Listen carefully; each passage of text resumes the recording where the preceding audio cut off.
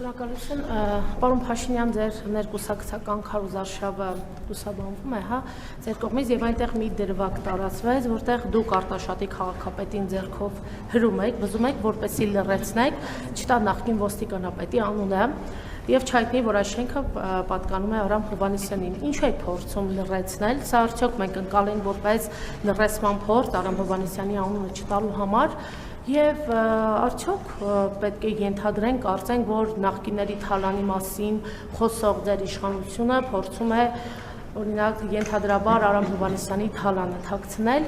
Եվ մեկ անձնական բնույթի հարցը, պարոն Փաշինյան, դուք մկրտված եք, եթե այո, ապա կարող եք ասել, որ եկեղեցում որքան անեց այս մկրտել։ Շնորհակալություն։ Այո, ես մկրտված եմ, ես Սուրբ Սարգիս եկեղեցում եմ մկրտվել 2007 թվականի ենթադրում եմ հուլիսի 25-ի կողմերը Շուշանի ծնվելուց որոշ ժամանակ անց երեխաների հետ միասին եւ Տեր Կորյուն քահանան այնց մկրտե, որը կինոհայրենիքի մեր Բաքվում էր ապրում, ցավոք մահացավ մի քանի տարի անց։ Ինչ վերաբերվում է